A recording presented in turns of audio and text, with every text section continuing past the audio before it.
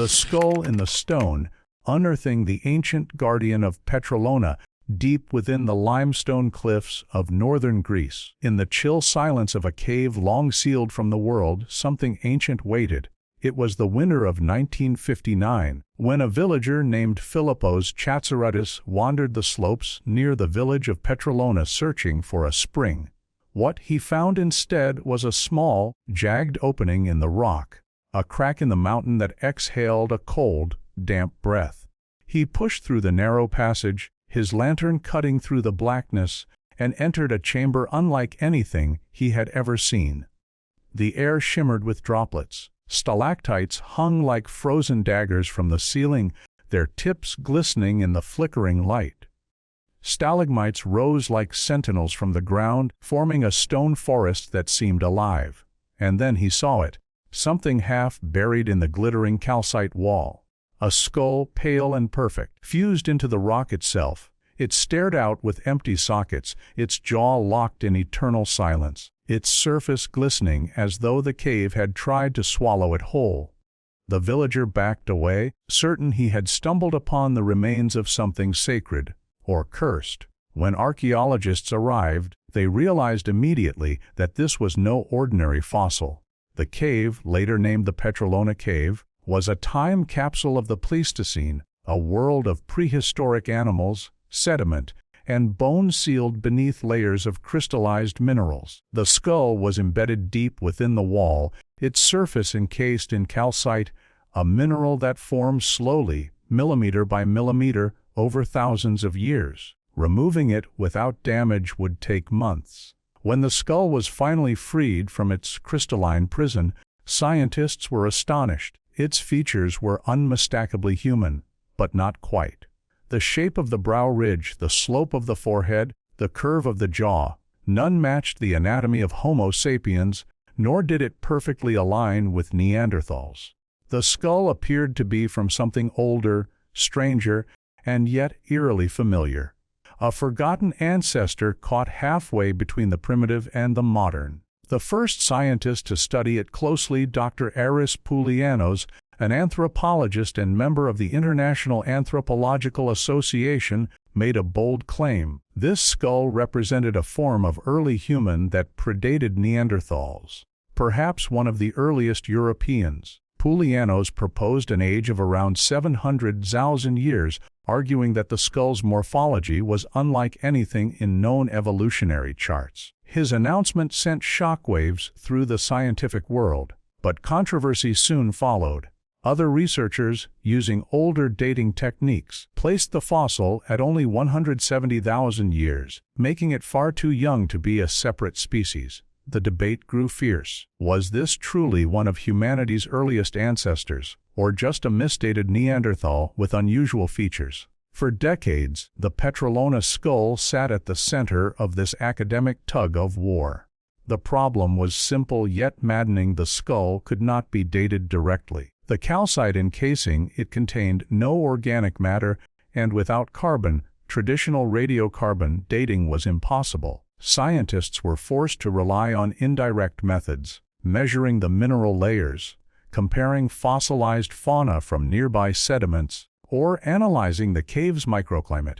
Each approach produced wildly different results. Then, in 2024, technology finally caught up to the mystery. A new generation of researchers returned to Petralona armed with uranium-thorium dating, a technique capable of measuring the slow radioactive decay within mineral crusts. This method doesn't date the bone itself, it dates the calcite that formed over it.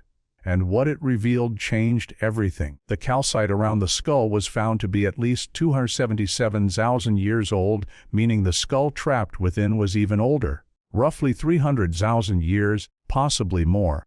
This placed the Petralona fossil squarely in the Middle Pleistocene, an age when multiple species of early humans roamed the earth, each experimenting with survival, language, and fire. But here's where the story darkens. The more scientists studied the skull, the less it seemed to fit neatly anywhere in our family tree. It wasn't Neanderthal. The skull lacked the distinctive occipital bun and massive nose. It wasn't modern human. The forehead was too low, the brow too heavy. And yet it was far more advanced than Homo erectus. It was, in a word, an in-betweener, something transitioning toward us, but not quite there. Many anthropologists now classify it as Homo heidelbergensis, a species believed to be the common ancestor of both Neanderthals and Homo sapiens. This would make the Petralona skull one of the most complete and important fossils ever found in Europe, a key to understanding how humanity evolved on the continent. But even that label doesn't fully explain the anomalies. The Petralona individual's cranial capacity, around 220 cubic centimeters, is within the range of early modern humans. The structure of the ear canal and the base of the skull suggest upright posture and possibly advanced speech capability. Its dental wear pattern indicates a diet that included both meat and fibrous plant matter, hinting at a versatile, intelligent species that adapted to a changing, often brutal world. Imagine this creature, a being standing over 5 feet tall, broad-shouldered, thick-browed, and powerful. Its hands large and strong, gripping wooden spears, its face smeared with ash and earth. It hunts in small groups, tracks herds of wild deer through forests that no longer exist. It makes fire, not just for warmth, but for protection against saber-toothed cats and bears. It knows fear, and perhaps awe. It looks up at the night sky and sees fire burning there too, stars reflected in the eyes of something that does not yet call itself human. And then, one winter, death comes. Perhaps through sickness, perhaps a fall, perhaps the cold itself. The body is left near the cave entrance. Time passes, water drips. Calcite begins its slow embrace. Thousands of years later, the skull is no longer bone. It is stone, its individuality erased, yet immortalized. When scientists look into those hollow eye sockets today, they are peering into a mirror framed by 300,000 years of evolution. The skull is not just a fossil, it is a reminder that humanity was never one species, but many. For most of history, Earth was shared by multiple kinds of people, all intelligent in their own ways, all experimenting with tools, language, and survival. The Petralona skull proves that we were never alone on this planet. We simply outlasted the others. Yet, the mystery persists. If the skull truly belongs to Heidelbergensis, why is it alone? Why no other bones, no tools, no remains? Some researchers suspect that the skull was washed into the cave by ancient floods, separated from its body miles away. Others whisper a stranger theory, that it was placed deliberately, perhaps as part of a burial ritual. If that is true, then this discovery is not merely biological, it is cultural. It would suggest that 300,000 years ago, humans or their ancestors already contemplated death, the afterlife, and memory, that they buried their dead or left offerings to spirits they feared or revered. It would mean that consciousness, not just awareness, but meaning, began long before we imagined. But there's an even darker possibility that Petralona represents a species we've yet to name, one that left no trace except this single skull, a species that evolved alongside us, vanished without descendants, erased by climate, catastrophe, or competition. What if this fossil is not just our ancestor, but our warning? A glimpse of what might have been, the near human, the almost us, the line that came within inches of eternity before slipping into silence. As modern scientists return to Petralona, armed with drones, 3D scanners, and micro-sampling devices, they hope the cave will reveal more clues, tools, artifacts, DNA trapped in mineral dust. But for now, it guards its secrets well. The skull remains there, fused into its crystalline coffin, half human, half stone. A bridge between what we were and what we became.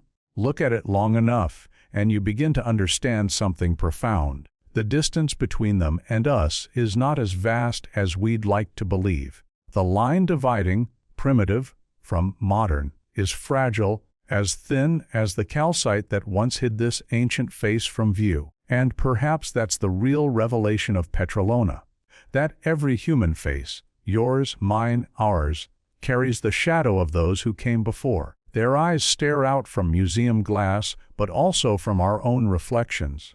They remind us that evolution never erased them. It simply continued their story through us.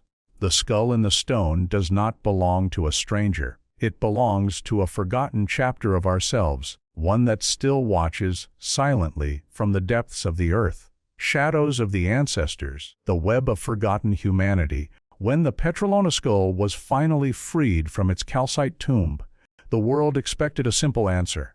What species was it? How old?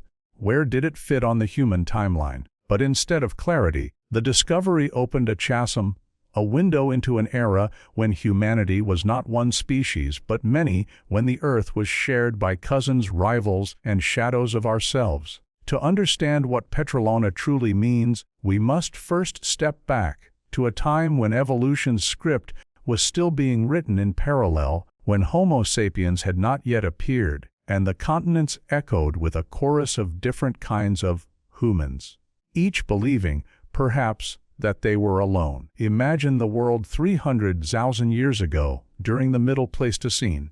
The earth shivered between ice and thaw. Mammoths roamed the frozen plains of Europe. Saber-toothed cats prowled the forests. Rivers cut through tundra, and early humans gathered around fires that flickered against the walls of caves. But those fires belonged to many tribes, many species, each intelligent, each building, crafting, learning, and among them were the people of Petralona. They were not us, but they were not beasts either. The shape of their skulls tells us they were Homo heidelbergensis, or something very much like it, a species with a brain nearly as large as ours, hands capable of carving tools, and minds capable of planning hunts. They walked upright, they used fire, and they looked up at the same stars that one day would guide our own ancestors. But the Petralona skull suggests something stranger. Its features don't perfectly match heidelbergensis. The face is flatter, the brow broader, the cranial shape subtly different. Could this mean that Greece once harbored a unique offshoot of early humanity, a forgotten branch that split away and vanished? If so, Petralona represents more than a fossil, it's a ghost species, an echo from an evolutionary experiment that ended in silence. For decades, scientists debated this. Some argued the skull belonged to an early Neanderthal, others said it was a local variant of heidelbergensis, and a few dared to suggest it represented an unknown species altogether, one that emerged in southern Europe, evolved in isolation, and disappeared before modern humans arrived. And this idea isn't as far-fetched as it sounds, because across the globe, evidence of these lost lineages keeps surfacing, rewriting everything we thought we knew about our past. In the frozen mountains of Siberia, another cave holds another revelation. In 2010, researchers working in the Denisova cave discovered a fragment of a finger bone, so small it could rest on a coin. At first, it seemed insignificant, until DNA testing revealed it belonged to a completely unknown kind of human. The world met the Denisovans, a species neither Neanderthal nor Homo sapiens, but something entirely distinct. Their DNA still lives on, in the blood of modern humans from Asia and Oceania. That means that tens of thousands of years ago, our ancestors met these strangers, shared their tools, their homes, and their genes. The Denisovans left no written record, no art, only a genetic whisper reminding us that our species has never been solitary. In Indonesia, on the island of Flores, yet another mystery emerged. In 2003, scientists discovered the bones of a tiny hominin no taller than a 5-year-old child, with a skull the size of a grapefruit. At first, it was thought to be a deformed modern human, but later studies confirmed it was a separate species, Homo floresiensis, nicknamed the Hobbit. These miniature humans lived just 50,000 years ago, meaning they survived long after modern humans had already spread across the globe. They made tools, hunted, and built fires. Then, without warning, they vanished. In China, the 2021 discovery of the Harbin skull, nicknamed Dragon Man, added yet another branch to this evolutionary maze. Its enormous cranium, massive brow ridges, and almost modern face hinted at a creature as intelligent as us, yet distinct. Some believe Dragon Man represents the Asian counterpart to heidelbergensis. Others suggest it's a direct relative of the Denisovans. And then there are the Red Deer Cave people of southern China, with their strange mix of archaic and modern features, living as recently as 14,000 years ago, so recent they could have met early farmers. Each of these discoveries chips away at the myth that evolution was a straight path from ape to human. Instead, it paints a picture of a crowded world, a world where different kinds of humanity coexisted, overlapped, and competed. It's not a ladder. It's a forest of branches, some thriving, others broken off by time. And among those branches, the Petralona lineage may have been one of the earliest to bloom in Europe. Long before the Neanderthals mastered stonework, before the arrival of modern humans, Greece was a crossroads between Africa, Asia, and Europe, a perfect environment for migration, adaptation, and survival. Petralona's people might have hunted across the Aegean plains, used tools of flint and bone, and built shelters against the bitter cold of glacial winds. They were not primitive savages. They were survivors, clever and cautious. They may even have used fire for ritual, not just warmth, a spark of symbolism that would later define our species. But one day, they disappeared. Why? Perhaps it was climate. Perhaps it was competition. Perhaps it was us. When Homo sapiens emerged around 200,000 years ago in Africa and began spreading northward, they would eventually meet and replace these earlier inhabitants. But replacement doesn't always mean extinction. Genetic evidence shows that humans interbred with Neanderthals and Denisovans. Could we have also inherited fragments of the Petralona genome, now buried deep in our DNA unrecognized? If so, then part of who we are, our instincts, our intelligence, our resilience, may have come from a being we no longer remember, a being whose only surviving face is trapped in Greek stone. Yet, even as scientists struggle to classify Petralona, the skull's symbolic power has grown. It represents the fragility of identity, the shifting border between human and not quite human. Every time we draw that line, between us and them, between the civilized and the primitive, Petralona erases it. When you look into that fossilized face, you see the same geometry that built empires, painted caves, and reached for the stars. The same fear of the dark, the same longing for firelight, the same glimmer of awareness. The truth is unsettling. There was never a single moment when we became human. There was only a long, slow dawn. Different species waking at different times, scattered across continents, each carrying a fragment of what we would one day become. Petralona's discovery reminds us that humanity was an orchestra. Some instruments fell silent early. Others, like ours, kept playing. But for a time, the earth was filled with many songs, each shaped by different hands, different minds. Even now, the debate continues. Some researchers suspect the skull might represent an early population of archaic Homo sapiens who migrated into Europe far earlier than previously thought. If true, that would mean Homo sapiens evolved not just in Africa but in multiple regions simultaneously, a theory called multi-regional evolution. It's controversial, but Petralona keeps that question alive. Other scientists propose something more radical, that Petralona isn't a transitional species at all, but the remnant of an unknown European lineage, a population that evolved independently and left no descendants. The idea is haunting, for it suggests that entire human species could vanish without a trace, their existence remembered only by a single bone, a single skull, a single breath turned to stone. And perhaps that's what makes Petralona so haunting. It's not just what it tells us. It's what it refuses to tell. The cave remains half explored. Sediment layers conceal other fossils yet undiscovered. Somewhere deeper in the rock there may be tools, bones, or even another skull waiting to speak. Until then, the Petralona skull stands as a solitary witness. It reminds us that the world once held more than one version of humanity, and that the line separating us from them is thin, fragile, and far more recent than we imagine. As one scientist put it, when you stare into the eyes of the Petralona skull, you see your reflection looking back, not from the past, but from a parallel path we didn't take. We are the descendants of survivors. But for every lineage that lived on, a dozen others vanished into silence. Petralona is the voice of those lost branches, whispering across 300,000 years. We were here, we dreamed, we burned, we mattered. And perhaps that is what evolution truly is, not progress, but memory. The memory of all the beings who almost became us, whose shadows still walk beside us in every reflection, in every heartbeat, in every flicker of intelligence that calls itself human. Echoes of the Americas, the lost civilization of the Olmecs, across the Atlantic Ocean and millennia away from the caves of Petralona, another kind of mystery was awakening beneath the jungles of Central America. This was not a question of who we were, but what we once built.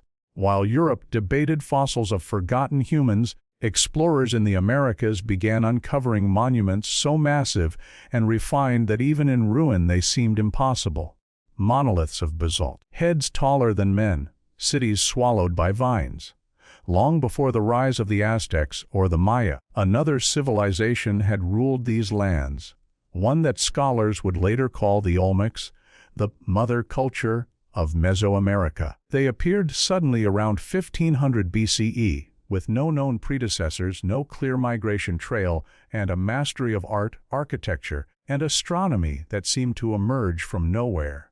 Then, after nearly 1,000 years of influence, they vanished, leaving behind only the echoes of stone. Their monuments, discovered centuries later, would rewrite the early history of the Americas. The story begins in the humid lowlands of Veracruz and Tabasco, a land of rivers, swamps, and endless green. In 1862, a traveler named José María Melgar y Serrano came across something extraordinary near the town of Tres Zapotes. Buried beneath layers of earth was a colossal head carved from solid basalt. Its expression was calm, regal, yet strangely human. The face had broad features, full lips, a flat nose and helmet, like headgear carved in immaculate detail.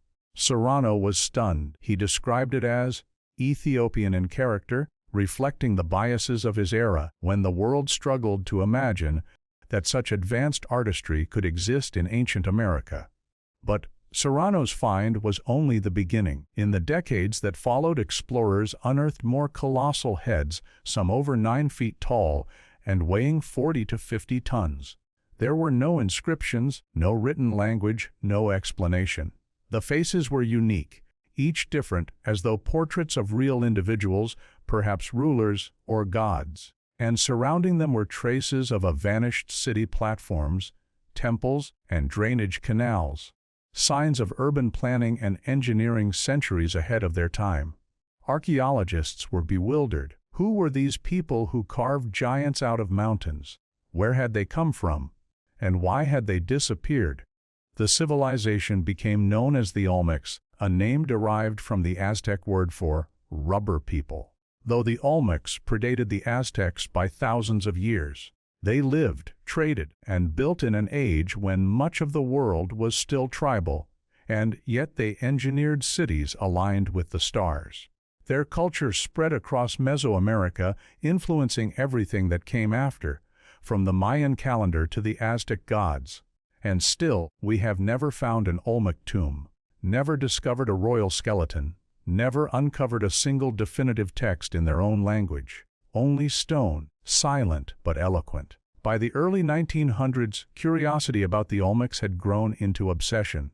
Explorers like John Lloyd Stevens and Frederick Catherwood, though primarily focused on Mayan ruins, inspired a new wave of archaeology across Mesoamerica. Expeditions were launched by universities and museums in the United States and Europe, eager to uncover the lost beginnings of the Americas. But it wasn't until the mid-20th century that the Olmecs truly emerged from myth into history.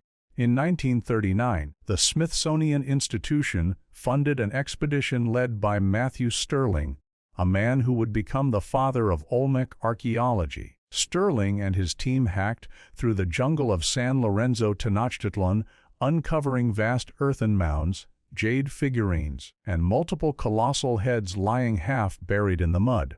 Each head had a unique face, some serene, some stern, carved with such precision that even modern sculptors marveled at the skill. Radiocarbon dating later revealed that San Lorenzo, the oldest Olmec city, dated back to around 1200 BCE, making it the earliest known major urban center in the Americas. Long before the Maya raised their pyramids or the Aztecs built Tenochtitlan, the Olmecs had already mastered urban design. They redirected rivers to irrigate their fields and carved colossal thrones out of volcanic rock. Their city was arranged with geometric order, ceremonial platforms, plazas, and drainage systems that used gravity itself as an engineer. This was not a primitive culture. This was civilization. The Olmecs worked jade, obsidian, and iron ores, materials that required long-distance trade. Artifacts from the Gulf Coast have been found hundreds of miles away, suggesting an intricate web of commerce and influence. They may have traded with peoples as far north as Mexico's highlands and as far south as Central America. In every region touched by their hand, their symbols appear: jaguars, serpents, feathered headdresses, icons that would later dominate Mayan and Aztec religion. The Olmecs were the architects of ideas. Their art reveals a culture obsessed with transformation, half human, half animal deities, figures with feline jaws and human eyes. Archaeologists call this the jaguar motif, but its meaning remains elusive. Was it religious, shamanic? Did it represent a belief that rulers could take on the power of beasts? Or something deeper, an echo of an ancient cosmology where gods and humans were not yet divided? Their heads, those monumental portraits, may have represented rulers deified after death, eternalized in stone. The helmets, once mysterious, are now believed to be headdresses of warriors or ball players, symbolizing both power and divinity.